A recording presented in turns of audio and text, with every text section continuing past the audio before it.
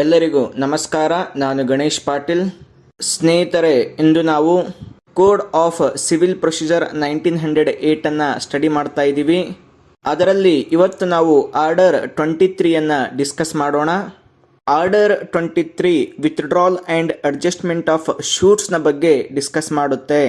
ಅಂದರೆ ಶೂಟ್ಸ್ಗಳನ್ನು ಹೇಗೆ ವಿತ್ಡ್ರಾ ಮಾಡಬೇಕು ಮತ್ತು ಅಡ್ಜಸ್ಟ್ಮೆಂಟ್ ಹೇಗೆ ಮಾಡ್ಕೊಳ್ಬೇಕು ಅನ್ನೋದ್ರ ಬಗ್ಗೆ ಈ ಒಂದು ಆರ್ಡರ್ ಹೇಳುತ್ತೆ. ಇದರಲ್ಲಿ ಫಸ್ಟ್ ರೂಲ್ ಅಂದರೆ ಈ ಆರ್ಡರ್ 23 ಫಸ್ಟ್ ರೂಲ್, ಅದರಲ್ಲಿ ಸಬ್ ರೂಲ್ 1 ಏನು ಹೇಳುತ್ತಂದ್ರೆ, ಎಟ್ ಎನಿ ಟೈಮ್ ಅಂದರೆ ಯಾವುದೇ ಸಮಯದಲ್ಲಿ, ಅಂದರೆ ನೀವು ಏನು ಶೂಟ್ ಇನ್ಸ್ಟಿಟ್ಯೂಟ್ ಮಾಡಿರ್ತೀರಲ್ಲ, ಆ ಶೂಟ್ ಇನ್ಸ್ಟಿಟ್ಯೂಟ್ ಮಾಡಿದಂತಹ ಯಾವುದೇ ಟೈಮ್ನಲ್ಲಿ ಪ್ಲೇಂಟಿಫ್ ಇರ್ತಾನಲ್ಲ, ಅವನು ಎಲ್ಲ ಡಿಫೆಂಡೆಂಟ್ಸ್ಗಳ ವಿರುದ್ಧ ಅಥವಾ ಯಾವುದೇ ಒಬ್ಬ ಡಿಫೆಂಡೆಂಟ್ನ ವಿರುದ್ಧ ತನ್ನ ಕೇಸನ್ನು ವಿತ್ಡ್ರಾ ಮಾಡ್ಕೋಬಹುದು ಅಥವಾ ಯಾವುದೇ ಒಂದು ಕ್ಲೇಮ್ ಅನ್ನ ಅವನು ಬಿಡ್ಬೋದು. ಅದೇ ಸಬ್ ರೂಲ್ 1 ಇನ್ನೊಂದು ಪ್ರೊವಿಷನ್ ಇದೆ. ಅದೇನಂತಂದ್ರೆ, ಒಂದು ವೇಳೆ ಪ್ಲೇಂಟಿಫ್ ಮೈನರ್ ಇದ್ದಾಗ ಅಥವಾ ಪ್ಲೇಂಟಿಫ್ ಮೇಲೆ ಆರ್ಡರ್ 32 ರೂಲ್ 1 to 14 ಅಪ್ಲೈ ಆಗ್ತಾ ಇದ್ದಾಗ ಅಂತಹ ಪ್ಲೇಂಟಿಫ್ಸ್ಗಳು ಕೋರ್ಟ್ನ ಪರ್ಮಿಷನ್ ಅನ್ನು ತಗೊಂಡು ಶೂಟನ್ನು ವಿತ್ಡ್ರಾ ಮಾಡ್ಕೋಬೇಕು ಅಥವಾ ಕೆಲವೊಂದು ಕ್ಲೇಮ್ ಅನ್ನ ಅಬಾಂಡನ್ ಮಾಡ್ಕೋಬಹುದು. ಬೇರೆ ಪ್ಲೇಂಟಿಫ್ ತರ ಮಾಡೋದಕ್ಕೆ ಬರೋದಿಲ್ಲ. ಆಮೇಲೆ ಸಬ್ ರೂಲ್ 2 ಏನ್ ಹೇಳುತ್ತಂದ್ರೆ, ನೀವು ಸಬ್ ರೂಲ್ 1 ಶೂಟ್ ಅನ್ನ ವಿತ್ಡ್ರಾ ಮಾಡಬೇಕಾದ್ರೆ ವಿತ್ಡ್ರಾ ಅಪ್ಲಿಕೇಶನ್ ಹಾಕೋ ಜೊತೆಗೆ ನೀವು ಅಫಿಡವಿಟ್ ಅನ್ನು ಕೂಡ ಕೊಡಬೇಕಾಗತ್ತೆ. ಮತ್ತು ಒಂದು ವೇಳೆ ಮೈನರ್ ಆಗಿದ್ರೆ ಯಾವುದೇ ಪರ್ಸನ್ ಪ್ಲೀಡರ್ ನಿಂದ ರೀಪ್ರೆಸೆಂಟ್ ಆಗ್ತಾ ಇದ್ರೆ, ಆಗ ಆ ಪ್ಲೀಡರ್ ಏನಿರ್ತಾನಲ್ಲ, ಅಂದ್ರೆ ರಿಪ್ರೆಸೆಂಟೇಟಿವ್ ಪ್ಲೀಡರ್ ಏನಿರ್ತಾನಲ್ಲ, ಅವನು ಕೋರ್ಟ್ಗೆ ಈ ಶೂಟ್ ವಿತ್ಡ್ರಾ ಮಾಡೋದ್ರಿಂದ ಆ ಮೈನರ್ಗೆ ಅಥವಾ ಆ ಪರ್ಸನ್ಗೆ ಬೆನಿಫಿಟ್ ಆಗತ್ತೆ ಅಂತೇಳಿ ಅವನು ಹೇಳಿ ಒಂದು ಸರ್ಟಿಫಿಕೇಟ್ ಅನ್ನ ಕೊಡಬೇಕು. ಪ್ರೊವಿಷನ್ ಸಬ್ ರೂಲ್ 2 ನಲ್ಲಿದೆ. ನೆಕ್ಸ್ಟ್ ಸಬ್ ರೂಲ್ 3 ಏನು ಹೇಳುತ್ತಂದ್ರೆ, ಒಂದು ವೇಳೆ ಆ ಅಪ್ಲಿಕೇಶನ್ ವಿತ್ಡ್ರಾ ಅಪ್ಲಿಕೇಶನ್ ಅಥವಾ ಅಬಾಂಡನ್ಮೆಂಟ್ ಅಪ್ಲಿಕೇಶನ್ ಕೋರ್ಟ್ಗೆ ಸ್ಯಾಟಿಸ್ಫೈ ಆದ್ರೆ, ಯಾವ ಬೇಸಿಸ್ ಮೇಲೆ ಕೋರ್ಟ್ ಸ್ಯಾಟಿಸ್ಫೈ ಆಗತ್ತಂದ್ರೆ, ಆ ಶೂಟ್ ನಲ್ಲಿ ಏನಾದ್ರೂ ಡಿಫೆಕ್ಟ್ಸ್ ಗಳಿರಬೇಕು ಅಥವಾ ಪ್ಲೇಂಟಿಫ್ ಸಫಿಶಿಯಂಟ್ ಗ್ರೌಂಡ್ಸ್ ಗಳನ್ನ ತೋರಿಸಬೇಕು, ಸಬ್ಜೆಕ್ಟ್ ಮ್ಯಾಟರ್ ಸರಿಯಾಗಿಲ್ಲ, ಸರಿಯಾಗಿ ಕ್ಲೇಮ್ ಅನ್ನ ಹೇಳಿಲ್ಲ, ಆ ಒಂದು ಸಫಿಶಿಯಂಟ್ ಗ್ರೌಂಡ್ಸ್ ನ ಮೇಲೆ ಫ್ರೆಶ್ ಶೂಟ್ ಹಾಕ್ತೀವಿ ಅಂತ ಹೇಳಿ ಕೋರ್ಟ್ಗೆ ಸ್ಯಾಟಿಸ್ಫೈ ಮಾಡಿರಬೇಕು. ಈ ಎರಡು ಬೇಸಿಸ್ ನ ಮೇಲೆ ಕೋರ್ಟ್ ಸ್ಯಾಟಿಸ್ಫೈ ಆದ್ರೆ ಕೆಲವೊಂದು ಟರ್ಮ್ಸ್ ಗಳಿಗೆ ಆಧಾರದ ಮೇಲೆ ಕೋರ್ಟ್ ಪ್ಲೇಂಟಿಫ್ಗೆ ಶೂಟ್ ವಿತ್ಡ್ರಾ ಮಾಡಲು ಪರ್ಮಿಷನ್ ಕೊಡುತ್ತೆ ಮತ್ತು ಆ ಸಬ್ಜೆಕ್ಟ್ ಮ್ಯಾಟರ್ಗೆ ಸಂಬಂಧಪಟ್ಟಂತೆ ಮತ್ತು ಏನು ಕ್ಲೇಮ್ ಇರುತ್ತಲ್ಲ ಅದಕ್ಕೆ ಸಂಬಂಧಪಟ್ಟಂತೆ ಫ್ರೆಶ್ ಶೂಟ್ ಹಾಕೋದಕ್ಕೆ ಒಂದು ಲಿಬರ್ಟಿಯನ್ನ ಕೊಡುತ್ತೆ. ನೆಕ್ಸ್ಟ್ ಸಬ್ ರೂಲ್ 4 ಏನು ಹೇಳುತ್ತಂದ್ರೆ, ಪ್ಲೇಂಟಿಫ್ ಆದವನು ಸಬ್ ರೂಲ್ 1 ಪ್ರಕಾರ ಶೂಟ್ ಅನ್ನ ವಿತ್ಡ್ರಾ ಮಾಡ್ಕೋಬಹುದು ಅಥವಾ ಕ್ಲೇಮ್ ಅನ್ನ ಅಬಾಂಡನ್ ಮಾಡಬಹುದು. ಅದು ಪಾರ್ಟ್ ಆಫ್ ದ ಕ್ಲೇಮ್ ಕೂಡ ಆಗಿರಬಹುದು. ಅವನು ಆ ಶೂಟ್ ನ ಯಾವುದೇ ಒಂದು ಭಾಗವನ್ನ, ಯಾವುದೇ ಒಂದು ಕ್ಲಾಸ್ ಅನ್ನ ಅವನು ವಿತ್ಡ್ರಾ ಮಾಡ್ಕೊಳ್ಬಹುದು, ಯಾವುದೇ ಕ್ಲೇಮ್ ಅನ್ನ ವಿತ್ಡ್ರಾ ಮಾಡ್ಕೊಳ್ಬಹುದು. ಅಲ್ಲಿ ಸಬ್ ರೂಲ್ 3 ನಲ್ಲಿ ಏನು ಕೋರ್ಟ್ ನ ಪರ್ಮಿಷನ್ ತೆಗೆದುಕೊಳ್ಳುವಂತ ಅವಶ್ಯಕತೆ ಇಲ್ಲ.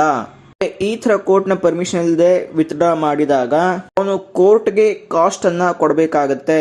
ಕೋರ್ಟ್ ಕಾಸ್ಟ್ ಅನ್ನ ಡಿಮ್ಯಾಂಡ್ ಮಾಡುತ್ತೆ ಮತ್ತು ಆತ ಆ ಒಂದು ಸಬ್ಜೆಕ್ಟ್ ಮ್ಯಾಟರ್ ಅಥವಾ ಆ ಕ್ಲೇಮ್ ನ ಬೇಸಿಸ್ ನ ಮೇಲೆ ಇನ್ನೊಂದು ಫ್ರೆಶ್ ಶೂಟ್ ಅನ್ನ ಹಾಕೋ ಹಾಗಿಲ್ಲ. ಯಾವಾಗ ಅಂದ್ರೆ ವಿಥೌಟ್ ಪರ್ಮಿಷನ್, ಕೋರ್ಟ್ ಪರ್ಮಿಷನ್ ಇಲ್ಲಾರ್ದೆ ನಾವು ಏನಾದ್ರೂ ವಿತ್ಡ್ರಾ ಮಾಡ್ಕೊಂಡಾಗ, ಯಾವುದೋ ಕ್ಲೇಮ್ ಅನ್ನ ಅಬಾಂಡನ್ ಮಾಡಿದಾಗ, ಸೊ ಈ ರೂಲ್ ಅಪ್ಲೈ ಆಗುತ್ತೆ. ನೆಕ್ಸ್ಟ್ ಸಬ್ ರೂಲ್ 5 ನ ಪ್ರಕಾರ, ಯಾವುದೋ ಶೂಟ್ ನಲ್ಲಿ ಹಲವಾರು ಸೆವೆರಲ್ ಪ್ಲೇಂಟಿಫ್ಸ್ ಗಳಿರ್ತಾರೆ. ಅದರಲ್ಲಿ ಒಬ್ಬ ಪ್ಲೇಂಟಿಫ್ ಬೇರೆ ಪ್ಲೇಂಟಿಫ್ ಗಳ ಕಾನ್ಸೆಂಟ್ ಇರ್ಲಾರ್ದೆ ಸಬ್ ರೂಲ್ 1 ಅಥವಾ ಸಬ್ ರೂಲ್ 3 ನಲ್ಲಿ ಅವನು ಆ ಶೂಟ್ ನ ಯಾವುದೇ ಭಾಗವನ್ನ ಅಥವಾ ಇಡೀ ಶೂಟ್ ಅನ್ನ ಅವನು ವಿತ್ಡ್ರಾ ಮಾಡೋಕೆ ಬರೋದಿಲ್ಲ ಹಾಗೂ ಅಬಾಂಡನ್ ಮಾಡೋದಕ್ಕೆ ಬರೋದಿಲ್ಲ. ಉಳಿದ ಒಂದು ಪ್ಲೇಂಟಿಫ್ಸ್ ಗಳ ಕಾನ್ಸೆಂಟ್ ಬೇಕಾಗತ್ತೆ. ನೆಕ್ಸ್ಟ್ ರೂಲ್ 1A, ಇದು ಹೊಸ ಅಮೆಂಡ್ಮೆಂಟ್ ಆಗಿರುವಂತ ರೂಲ್ ಅನ್ಸುತ್ತೆ, ಅದಕ್ಕೆ ರೂಲ್ 1A. ರೂಲ್ ಏನು ಹೇಳುತ್ತಂದ್ರೆ, ಯಾವಾಗ ಪ್ಲೇಂಟಿಫ್ ರೂಲ್ 1 ಶೂಟ್ ಅನ್ನ ವಿತ್ಡ್ರಾ ಮಾಡ್ತಾನೆ ಅಥವಾ ಕ್ಲೇಮ್ ಅನ್ನ ಅಬಾಂಡನ್ ಮಾಡ್ತಾನೆ ಮತ್ತು ಆರ್ಡರ್ 1 ರೂಲ್ 10 ಡಿಫೆಂಡೆಂಟ್ ಪ್ಲೇಂಟಿಫ್ ಆಗಿ ಟ್ರಾನ್ಸ್ಪೋಸ್ಡ್ ಆಗ್ತಾನೆ, ಅಂದ್ರೆ ಡಿಫೆಂಡೆಂಟ್ ಇದ್ದವನು ಪ್ಲೇಂಟಿಫ್ ಸ್ಥಾನದಲ್ಲಿ ಬರ್ತಾನೆ, ಆಗ ಕೋರ್ಟ್ ಆ ವಿತ್ಡ್ರಾ ಅಪ್ಲಿಕೇಶನ್ ಏನಿರುತ್ತಲ್ಲ ಅದನ್ನ ಕನ್ಸಿಡರ್ ಮಾಡುತ್ತೆ ಮತ್ತು ಅಲ್ಲಿ ಒಂದು ಕ್ವಶನ್ ಆಫ್ ಲಾ ಅನ್ನ ರೈಸ್ ಮಾಡಿಬಿಟ್ಟು ಡು ಯು ರಿಗಾರ್ಡ್ ಅಂದ್ರೆ ವಿತ್ ಕೇರ್ಫುಲ್ಲಿ ಅಲ್ಲಿ ಅಪ್ಲಿಕೇಶನ್ ಅಲ್ಲಿ ಆಗಿರುವಂತಹ ಸಬ್ಸ್ಟಾನ್ಷಿಯಲ್ ಕ್ವಶನ್ ಅನ್ನ ಡಿಸೈಡ್ ಮಾಡುತ್ತೆ ಮತ್ತು ಅದು ಅದರ್ ಡಿಫೆಂಡೆಂಟ್ಸ್ ಗಳಿಗೆ ಯಾವ ರೀತಿಯಲ್ಲಿ ಎಫೆಕ್ಟ್ ಆಗುತ್ತೆ ಅನ್ನೋದನ್ನ ಅದು ಕನ್ಸಿಡರ್ ಮಾಡುತ್ತೆ.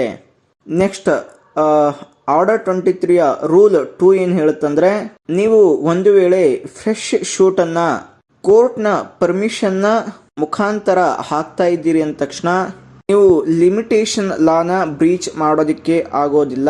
ನಿಮ್ಗೆ ಏನು ಪ್ರೀವಿಯಸ್ ಶೂಟ್ ನ ಒಂದು ಲಿಮಿಟೇಷನ್ ಲಾ ಅಪ್ಲೈ ಆಗ್ತಾ ಇತ್ತೋ ಫ್ರೆಶ್ ಶೂಟ್ಗೂ ಕೂಡ ಆ ಲಾ ಅಪ್ಲೈ ಆಗುತ್ತೆ. ನಿಮ್ಗೆ ಎಕ್ಸ್ಟ್ರಾ ಒಂದು ಪೀರಿಯಡ್ ಸಿಗೋದಿಲ್ಲ. ಪ್ರೀವಿಯಸ್ ಶೂಟ್ಗೆ ಇರುವಂತಹ ಒಂದು ಲಿಮಿಟೇಷನ್ ಪೀರಿಯಡ್ ಈ ಒಂದು ಫ್ರೆಶ್ ಶೂಟ್ಗೂ ಕೂಡ ಅಪ್ಲೈ ಆಗುತ್ತೆ. Next rule 3 compromisation of shoot ಬಗ್ಗೆ ಹೇಳುತ್ತೆ. ಯಾವಾಗ ಕೋರ್ಟ್ಗೆ ಸ್ಯಾಟಿಸ್ಫೈ ಮಾಡಿದ್ರೆ ಏನಂತಂದ್ರೆ ಆ ಶೂಟ್ ನ ಪೂರ್ತಿ ಭಾಗ ಅಥವಾ ಕೆಲವು ಭಾಗಗಳನ್ನ ಲಾಫುಲ್ ಅಗ್ರಿಮೆಂಟ್ ಅಥವಾ ಕಾಂಪ್ರಮೈಸ್ ಮುಖಾಂತರ ನಾವು ಅಡ್ಜಸ್ಟ್ ಮಾಡ್ಕೊಂಡಿದೀವಿ ಅಂತೇಳಿ ಕೋರ್ಟ್ಗೆ ಸ್ಯಾಟಿಸ್ಫೈ ಮಾಡಿದ್ರೆ, ಅಥವಾ ಡಿಫೆಂಡೆಂಟ್ ಪ್ಲೇಂಟಿಫ್ಗೆ ಒಂದು ಸಬ್ಜೆಕ್ಟ್ ಆ ಶೂಟ್ ನ ಸಬ್ಜೆಕ್ಟ್ ಮ್ಯಾಟರ್ ಇರುತ್ತಲ್ಲ ಅದರ ಪೂರ್ತಿ ಸಬ್ಜೆಕ್ಟ್ ಮ್ಯಾಟರ್ ಅಥವಾ part of the subject matter satisfy ಮಾಡಿದ್ರೆ ಆ ಕೋರ್ಟ್ ಏನು ಆ ಅಗ್ರಿಮೆಂಟ್ ಅಥವಾ ಕಾಂಪ್ರಮೈಸೇಷನ್ ಸ್ಯಾಟಿಸ್ಫ್ಯಾಕ್ಷನ್ ಏನಿರುತ್ತಲ್ಲ ಅದನ್ನೆಲ್ಲ ರೆಕಾರ್ಡ್ ಮಾಡ್ಕೊಳ್ಳುತ್ತೆ. ಮತ್ತೆ ಆ ಕಾಂಪ್ರಮೈಸ್ ಅಥವಾ ಅಗ್ರಿಮೆಂಟ್ ನ ಒಂದು ಬೇಸಿಸ್ ನ ಮೇಲೆ ಒಂದು ಡಿಕ್ರಿಯನ್ನ ಪಾಸ್ ಮಾಡುತ್ತೆ. ಅದು ಫೈನಲ್ ಡಿಕ್ರಿ ಆಗುತ್ತೆ. ಆ ಡಿಕ್ರಿ ಪ್ರಕಾರ ಪ್ಲೇಂಟಿಫ್ ಮತ್ತು ಡಿಫೆಂಡೆಂಟ್ಸ್ ಗಳು ಆ ಡಿಕ್ರಿಯನ್ನ ಫಾಲೋ ಮಾಡಬೇಕಾಗತ್ತೆ. ಇದೇ ರೂಲ್ ನಲ್ಲಿ ಏನಂತಂದ್ರೆ, ಒಂದು ವೇಳೆ ಆ ಕಾಂಪ್ರಮೈಸ್ ಅಥವಾ ಅಗ್ರಿಮೆಂಟ್ ಏನಿದೆಯಲ್ಲ ಅದನ್ನ ಯಾವುದೇ ಒಂದು ಪಾರ್ಟಿ ವಿರೋಧ ಮಾಡ್ತಾ ಇದ್ರೆ ಆ ಪಾರ್ಟಿ ಆ ಅಡ್ಜಸ್ಟ್ಮೆಂಟ್ ಅಥವಾ ಆ ಅಗ್ರಿಮೆಂಟ್ ಅನ್ನು ಒಪ್ಕೊಳ್ಳದೆ ಹೋದಾಗ ಅದನ್ನ ಹಿಯರಿಂಗ್ ಮಾಡೋದಿಕ್ಕೆ ಆ ಕೋರ್ಟ್ ಅಡ್ಜರ್ಮೆಂಟ್ ಕೊಡೋದಿಲ್ಲ. ಆ ಸಮಯದಲ್ಲೇ ಆ ವ್ಯಕ್ತಿ ಯಾಕೆ ತನ್ನ ಅಲಿಗೇಷನ್ ಏನು ಅಂತೇಳಿ ಹೇಳಬೇಕು. ಏನಾದರೂ ವ್ಯಾಲಿಡ್ ರೀಸನ್ ಕೊಟ್ಟಾಗ ಮಾತ್ರ ಅಡ್ಜರ್ಮೆಂಟ್ ಅನ್ನ ಕೊಡುತ್ತೆ, ಇಲ್ಲ ಅಂದ್ರೆ ಕಾಂಪ್ರಮೈಸ್ ಡಿಕ್ರಿ ಪಾಸ್ ಮಾಡುತ್ತೆ. ಸೊ ಇದರಲ್ಲಿ ಇನ್ನೊಂದು ಪ್ರೊವಿಷನ್ ಏನಿದೆ ಅಂತಂದ್ರೆ, ಆ ಅಗ್ರಿಮೆಂಟ್ ಅಥವಾ ಕಾಂಪ್ರಮೈಸ್ ಏನಿರುತ್ತಲ್ಲ ಅದು ಇಂಡಿಯನ್ ಕಾಂಟ್ರಾಕ್ಟ್ ಆಕ್ಟ್ 1872 ನ ಪ್ರಕಾರ ವ್ಯಾಲಿಡ್ ಆಗಿರಬೇಕು. ಒಂದು ವೇಳೆ ಆ ಅಗ್ರಿಮೆಂಟ್ ವೈಡ್ ಅಥವಾ ವೈಡೇಬಲ್ ಇದ್ದಾಗ ಸೊ ಅದನ್ನ ಲಾಫುಲ್ ಅಂತೇಳಿ ಕನ್ಸಿಡರ್ ಮಾಡೋದಿಲ್ಲ.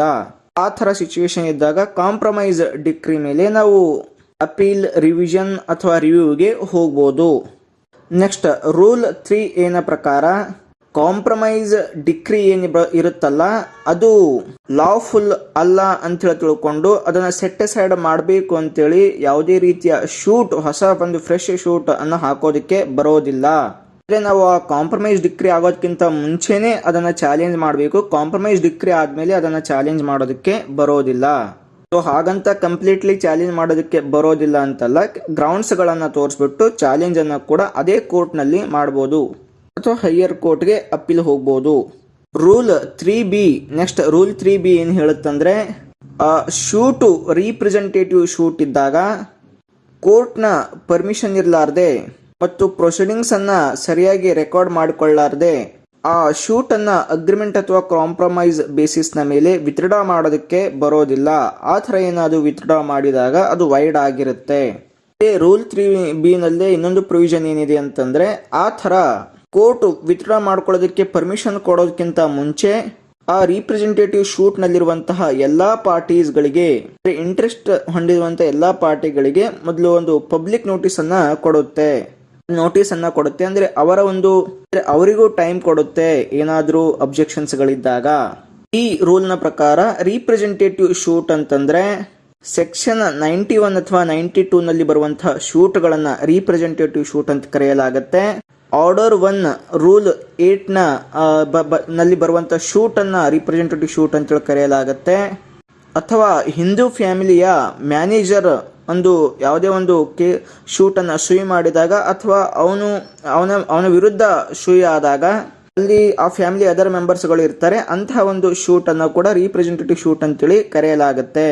ಅಥವಾ ಇನ್ಯಾವುದೋ ಕೋಡ್ ನಲ್ಲಿ ಅಥವಾ ಇನ್ಯಾವುದೋ ಲಾ ನಲ್ಲಿ ಅದು ಫೋರ್ಸ್ ಅಲ್ಲಿದ್ದಾಗ ಅಲ್ಲೂ ಕೂಡ ಬೇರೆಯವರ ಪರವಾಗಿ ಯಾರಾದ್ರೂ ರೀಪ್ರೆಸೆಂಟ್ ಮಾಡಿದ್ದಾಗ ಅದನ್ನು ಕೂಡ ರೀಪ್ರೆಸೆಂಟೇಟಿವ್ ಶೂಟ್ ಅಂತೇಳಿ ಕರೆಯಲಾಗುತ್ತೆ.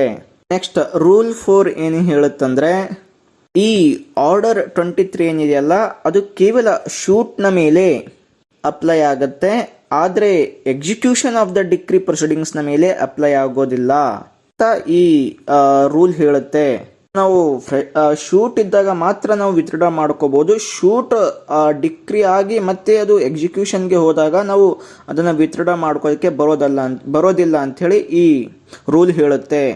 ಸ್ನೇಹಿತರೆ, ಇದಾಗಿತ್ತು ಆರ್ಡರ್ 23. ನೆಕ್ಸ್ಟ್ ಕ್ಲಾಸ್ನಲ್ಲಿ ಇನ್ನೊಂದು ಆರ್ಡರ್ ಬಗ್ಗೆ ನಾವು ಡಿಸ್ಕಸ್ ಮಾಡೋಣ. ಎಲ್ಲರಿಗೂ ನಮಸ್ಕಾರ.